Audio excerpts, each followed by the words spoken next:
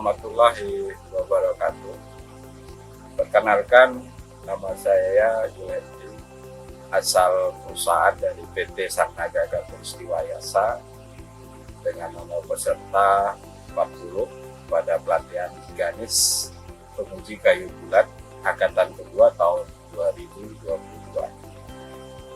Pada kesempatan kali ini kita akan melakukan pembuatan video tentang K3, di mana dalam pembuatan video ini kita akan mengidentifikasi sumber bahaya di lingkungan kerja, kemudian pemaparan sumber bahaya, dan yang ketiga adalah pemaparan pengendalian risiko terjadinya kecelakaan kerja. Sebelum kita mulai untuk melakukan pengamatan, tentunya ada aturan terkait tentang keselamatan dan kesehatan kerja. Yang pertama yaitu Undang-Undang Nomor 1 Tahun 1970 tentang Keselamatan Kerja, Undang-Undang Cipta Kerja Nomor 11 Tahun 2020, Peraturan Menteri Tenaga Kerja dan Transmigrasi Nomor Permen 01 tahun 1978 tentang K3 dalam penerbangan dan pengangkutan kayu.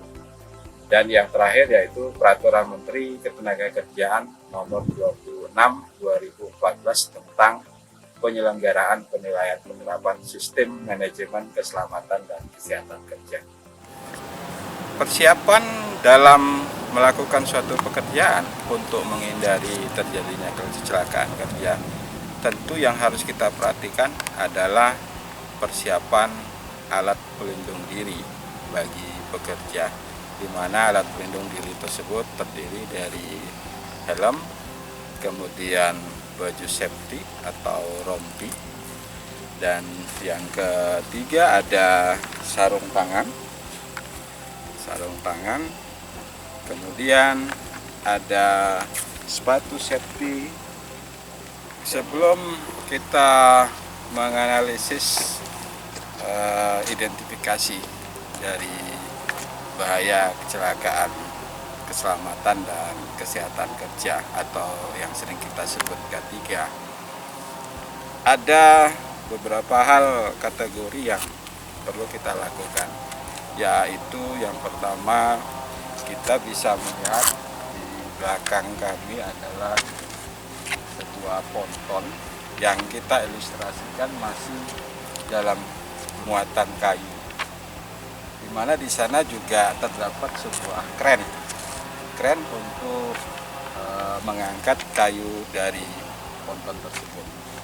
Nah, kalau kita melihat ilustrasi di belakang, bahwasanya kita dapat melakukan identifikasi kecelakaan kerja. Yang pertama yaitu kita melihat sebuah kren, di mana kren tersebut menggunakan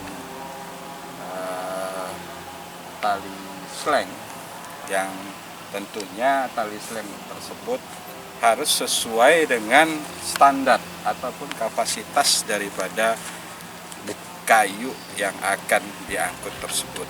Nah, selain itu kita juga bisa melihat bahwasanya pada saat melakukan aktivitas, tentunya tenaga kerja yang berada di sekitaran kren itu tidak boleh terlalu dekat dengan kren, karena nanti akan mengakibatkan terjadinya kecelakaan kerja. Yang kedua, pada saat kren melakukan pengangkatan kayu, tentunya karyawan yang berada di lokasi sekitar kerja juga harus berada pada posisi yang aman. Dari ilustrasi yang kita lihat di belakang tadi, kita sudah melakukan identifikasi bahaya, di mana yang tadi kita sebutkan adalah pertama, kita identifikasi bahaya adalah putusnya tali sleng pada saat pengangkatan kayu. Nah, kemudian jatuhnya balok yang diangkut, artinya jatuhnya balok yang diangkat dengan menggunakan kren. Nah, Dari potensi bahaya yang terjadi, kita bisa kelompokkan pada 4 kategori, yaitu potensi bahaya yang menimbulkan risiko jangka panjang pada kesehatan, di mana risiko jangka panjang ini bisa saja karyawan yang terkena atau yang berakibat dari terjadinya kecelakaan kerja ini itu mengalami patah kaki ataupun kondisi yang bersangkutan sampai dengan kondisi fisik. Yang kedua adalah kategori B, potensi bahaya yang menimbulkan risiko langsung pada keselamatan. Itu bisa saja terjadi dengan kren. Kita bisa melihat bahwasanya kren itu menggunakan alat kelistrikan, di situ juga bisa terjadinya kebakaran, kemudian ada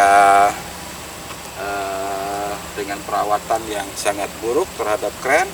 Dan yang ketiga, kategori C, itu kita bisa melihat bahwa resiko terhadap kesejahteraan atau kesehatan sehari-hari. Nah, di mana dari tempat lokasi kerja yang kita lihat ilustrasinya di belakang itu adalah tumpukan kayu yang tentunya mempunyai debu yang sangat-sangat riskan dan bisa mengakibatkan terjadinya kecelakaan kerja. Dan yang keempat adalah potensi bahaya yang menimbulkan risiko pribadi dan secara psikologis.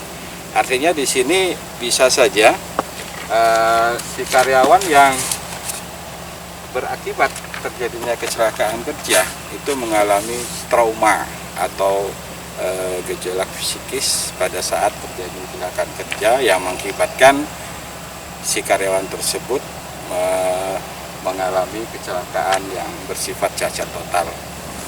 Adapun langkah pengendalian terhadap akibat daripada kecelakaan kerja yang tadi sudah kita ilustrasikan.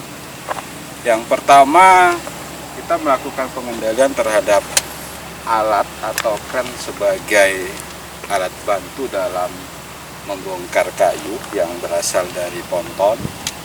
Nah, di situ tentunya kita harus memperhatikan itu keselamatan daripada operator yang harus menggunakan alat APD.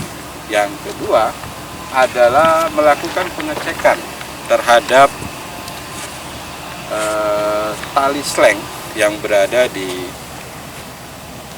kren tersebut. Dan yang ketiga, pada saat kren melakukan pengangkatan kayu, ya, di situ kita juga harus memastikan tidak adanya orang atau karyawan yang sedang dalam melakukan pekerjaan.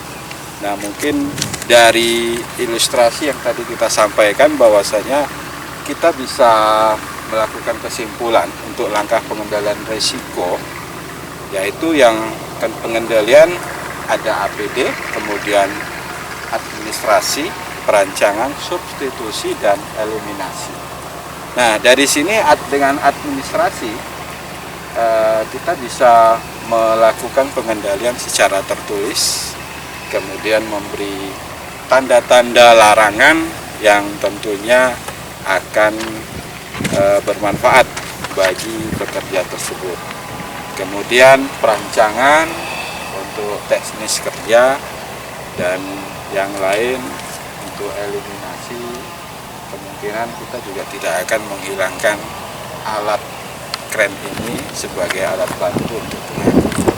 Oke, baik, sekian ilustrasi kami tentang keselamatan dan kesehatan kerja yang kita lakukan dalam praktek Ganis PKB Angkatan Kedua tahun 2022. Sekian dan terima kasih. Wassalamualaikum warahmatullahi wabarakatuh.